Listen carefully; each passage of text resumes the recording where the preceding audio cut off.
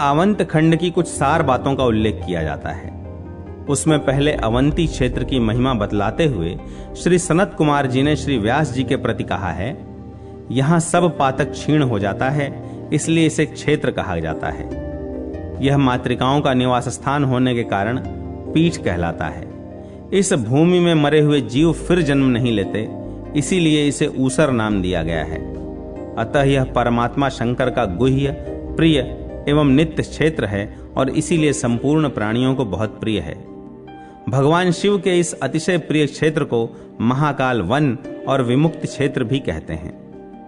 जो ब्राह्मण ममता, अहंकार, आसक्ति तथा परिग्रह से रहित हैं, बंधुजनों के प्रति अनासक्त रहकर मिट्टी, पत्थर और सुवर्ण को समान समझते हुए महाकाल वन में निवास करते हैं, मन, वाणी और शरीर द्वारा किए जाने वाले त्रिविध कर्मों द्वारा सदा सब प्राणियों को अभय दान देते हैं, सांख्य और योग की विधि को जानते हैं, धर्म के स्वरूप को समझते हैं और संशय रहित हो नाना प्रकार के यज्ञों द्वारा भगवान शंकर का यजन करते हैं, यहाँ मृत्यु होने के पश्चात वे सभी अत्यंत दुर्लभ एवं अक्षय ब्रह्म सायुज्य को प्राप्त होते हैं। इसके बाद सनत कुमार जी ने वहां के अनेक तीर्थों का महात्म्य वर्णन किया है।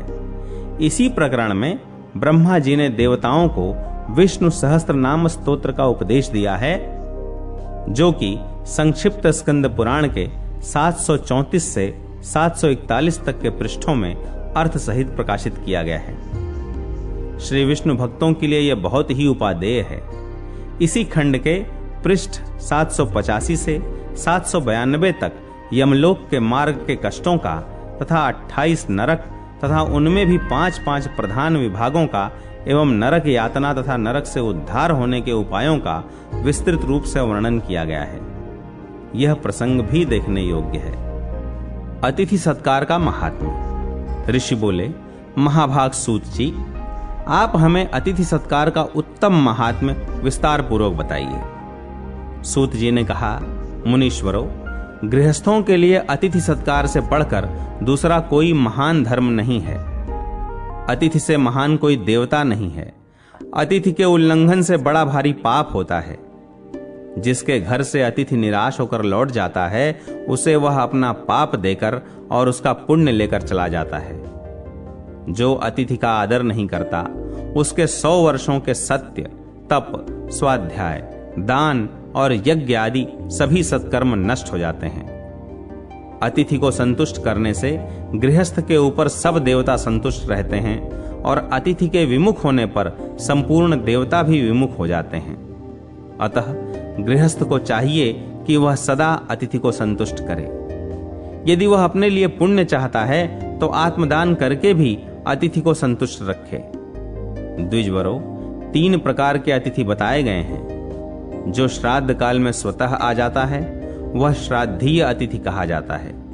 जो दूर का रास्ता तय करके थका मांदा बलिवश्व देव कर्म के समय आता है, उसको वैश्व देवीय अतिथि जानना चाहिए। उसके गोत्र, चरण, स्थान और वेद आदि के विषय में न पूछे। केवल यज्ञोपवीत देखकर भक्ति पूर्वक भोजन करा दे। तीसरा अतिथि सूर्योदय है, जो दिन में या रात में भोजन के बाद घर पर आता है। उसके लिए भी गृहस्थ को यथाशक्ति दान करना चाहिए। तृण, भूमि, जल और चौथा मीठा वचन, ये सब वस्तुएं सत्पुरुषों के घर में कभी समाप्त नहीं होती। उसे आसन देने से ब्रह्मा जी प्रसन्न होते हैं। अर्घ्य दान करने अर्थात हाथ आदि धुलाने से शिवजी संतुष्ट होते हैं। पाद्य देने अर्थात पैर धुलाने से इंद्रादि देवता प्रसन्न रहते हैं तथा उसे भोजन देने से भगवान विष्णु संतुष्ट होते हैं। अतिथि संपूर्ण देवताओं का स्वरूप होता है, अतः सदा उसका पूजन करना और विशेषतः उसे भोजन देना चाहिए। गृहस्थियों के लिए यह बहुत ही उपयोगी है, अतः इसको आदर्श मानकर कल्याणकारी गृहस्थियों को इसके अनुसार अनुष्ठान करना चाहिए। इस खंड में हाटकेश्वर क्षेत्र के अनेक तीर्थों का वर्णन आया है। फिर आगे जाकर अनर्त नरेश और भर्तृ यज्ञ ऋषि के संवाद का उल्लेख है, जिसमें श्राद्ध का बहुत विस्तृत वर्णन किया गया है। पाठकों को चाहिए कि वे इस प्रसंग को संक्षिप्त स्कंद पुराणांक के पृष्ठ 927 से 935 तक देखकर उससे लाभ उठावें। प्रभास क्षेत्र की महिमा। अब प्रभास खंड का सार दिखलाया जाता है। इसमें प्रभास क्षेत्र की महिमा का वर्णन करते हुए भगवान शिव जी पार्वती से कहते हैं, देवी, संपूर्ण ब्रह्मांड में 3.5 करोड़ तीर्थ हैं।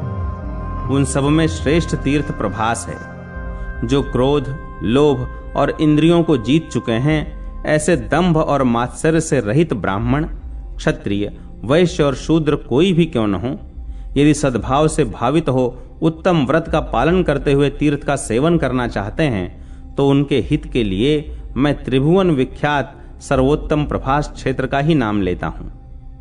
महादेवी, उस तीर्थ में मैं निरंतर स्थित रहता हूं। प्रभास क्षेत्र में जो मेरा स्वरूप है वह क्षेत्रज्ञ कहा गया है। मैं वहां सोमनाथ नाम से प्रसिद्ध हूं। देवी, समस्त क्षेत्रों में प्रभास मुझे अधिक प्रिय है। प्रभास में उत्तम सिद्धि और परम गति प्राप्त होती है। उसके पूर्व भाग में अंधकार का नाश करने वाले स्वामी सूर्य नारायण जी हैं। पश्चिम में माधव जी का स्थान है, दक्षिण में समुद्र तथा उत्तर में भवानी है। इस प्रकार की सीमा से युक्त वह क्षेत्र 12 योजन का है। इसी का नाम प्रभास क्षेत्र है, जो सब पातकों का नाश करने वाला है।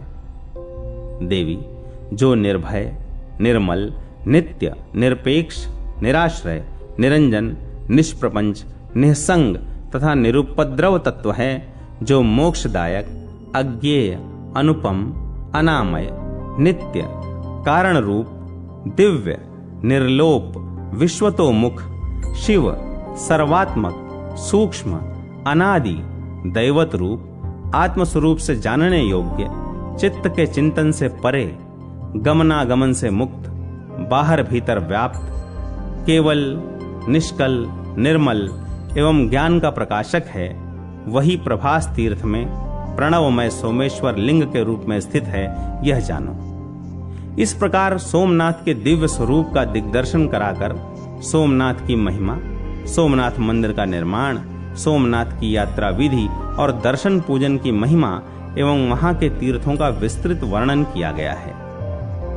नृसिंहावतार एवं प्रहलाद की कथा।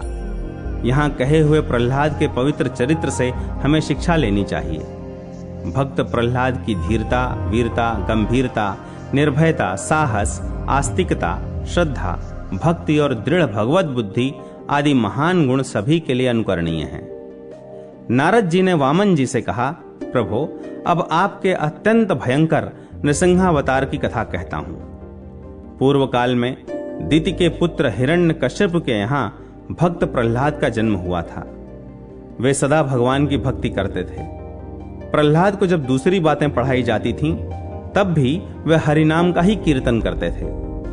प्रहलाद ने कहा, जो 4 भुजाओं से सुशोभित शंख, चक्र, गदा और खंग धारण करने वाले पीतांबरधारी कौस्तुभ मणि से उद्भासित तथा संपूर्ण जगत के एकमात्र स्वामी हैं, जो स्मरण करने मात्र से ही मोक्ष देते हैं, उन भगवान विष्णु का मैं सदा स्मरण करता हूं। यह सुनकर हिरण्यकश्यप ने कुपित हो दूसरे दैत्यों से कहा, मेरे इस दुष्ट पुत्र को तुम लोग हाथी, सर्प, जल और अग्नि द्वारा मार डालो।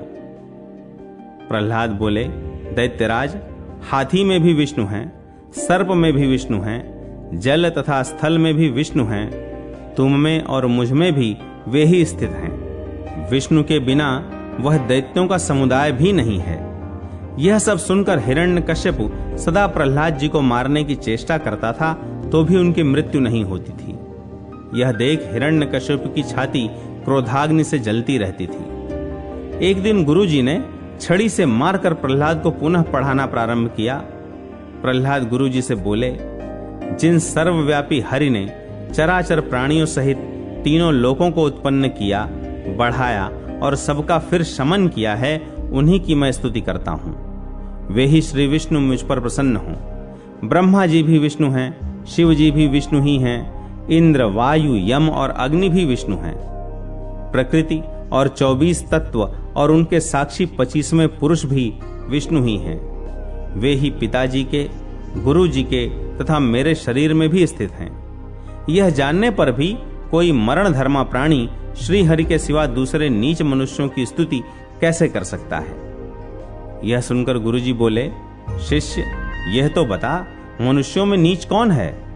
प्रहलाद जी ने कहा, पुत्र जन्म आदि के समय, मृत्यु के समय तथा शुभ अवसरों में जिसके मुख से हरि इन 2 अक्षरों का उच्चारण नहीं होता, वही मनुष्यों में अधम है। भय, राजकुल से समागम, युद्ध, व्याधि, स्त्री संग, विपत्ति, यात्रा तथा मृत्यु के समय जो इस पृथ्वी पर रहते हुए श्री हरि को भूलकर जगत का स्मरण करता है, वह मूर्ख मानव मनुष्यों में अधम है। श्री हरि के बिना मेरे न तो माता है, न पिता है, न स्वजन है, न सेवक है, मेरा कोई नहीं है। आपको जो उचित जान पड़े सो करें। प्रकृति मेरी माता है, बुद्धि मेरी बहन है, जिसको मैं कहा जाता है वह अहंकार है। पंच तन्मात्राओं के समुदाय मेरे सहोदर भाई हैं, जो मेरे साथ ही जाते हैं। इनको उत्पन्न करने वाला जो 25वां पुरुष है, वही मेरा पिता है। वे ही परमात्मा श्री हरि अंतर्यामी इस शरीर में स्थित हैं। यदि उनका सम्मान किया जाए तो वे हृदय में दर्शन देते हैं। आप लोगों के लिए राज्य ही अभीष्ट वस्तु है, परंतु जहां भगवान विष्णु का पूजन नहीं होता, वह राज्य मुझे तिनके के समान प्रतीत होता है। ब्रह्मा, रुद्र, अनल आदि के रूप में जिनका प्रत्यक्ष दर्शन होता है, जो बिना किसी आधार के ही सर्वत्र विचरते हैं, वे ही भगवान विष्णु हैं। ऐसा विचार करके मुझे अन्य लोगों से मृत्यु का भय नहीं है। प्रहलाद की यह बात पूरी होते ही उनके पिता ने उन्हें लात मारकर कहा, कहां है तेरा हरि? पहले मैं उसी को मारता हूं, उसके बाद हरि नाम की रट लगाने वाले तुझ दुष्ट का भी वध कर डालूंगा। प्रहलाद ने कहा, पृथ्वी आदि 5 भूत भगवान विष्णु के ही स्वरूप हैं। वे ही स्थल और जल में हैं। अधिक क्या कहा जाए, यह संपूर्ण जगत विष्णुमय ही है। तृण, काष्ठ, गृह, क्षेत्र, द्रव्य और देह सब में श्री हरि स्थित हैं। वे ज्ञान योग से जाने जाते हैं, इन चर्म चक्षु से नहीं देखे जाते। भगवान विष्णु सब सुनते हैं, सब जानते हैं और सब कुछ करते हैं। प्रहलाद के यूं कहने पर हिरण्यकशिपु सहसा सिंहासन छोड़कर खड़ा हो गया। उसने दृढ़ता पूर्वक कमर कस ली और म्यान से चमचमाती हुई तलवार खींचकर प्रहलाद को थप्पड़ मारकर कहा, अब तू अपने विष्णु का स्मरण कर ले। मैं अभी उज्जवल कुंडलों से सुशोभित तेरा मस्तक पृथ्वी पर गिरा दूंगा। प्रहलाद जी भय छोड़कर पद्मासन लगा और कंधा नीचा करके सांस को ऊपर रोककर हृदय में श्री हरि का ध्यान करते हुए मरने के लिए तैयार हो गए। प्रभु, उस समय एक आश्चर्य की बात हुई। आकाश से फूलों की एक माला नीचे आई और स्वयं ही प्रहलाद जी के गले में पड़ गई। उसी समय खंभे से बड़ा भयानक सिंहनाद हुआ। उस शब्द से मूर्छित होकर सब दैत्य पृथ्वी पर गिर पड़े। हिरण्यकश्यप के हाथ से तलवार और ढाल भी गिर गई। वह सोचने लगा, यह क्या है? जब सिर ऊंचा करके वह देखने लगा, तब भगवान विष्णु पर उसकी दृष्टि पड़ी। नीचे से मनुष्य की आकृति और ऊपर से भयंकर सिंह का स्वरूप। दाढ़ों के कारण विकराल मुख था, मानो वे आकाश को निगल जाएंगे। शरीर तेज से प्रज्वलित हो रहा था। मुख से भयानक कटकट की ध्वनि हो रही थी, मानो गरजता हुआ बादल मूर्तिमान हो गया हो। गर्दन के बाल ऊपर की ओर उठे हुए थे। देवता और दैत्य सबके लिए उनकी ओर देखना कठिन था। उन्हें देखकर वह दैत्य पृथ्वी पर गिर पड़ा। नृसिंह जी ने उसके बाल पकड़कर आकाश में 100 बार उसे घुमाया और पृथ्वी पर पटक दिया, परंतु ब्रह्मा जी के वर के प्रभाव से उस दैत्य की मृत्यु नहीं हुई। तब भगवान ने हिरण्यकश्यप को घुटनों पर सुलाकर उसकी छाती चीर डाली। उस समय देवता जय जयकार करने लगे।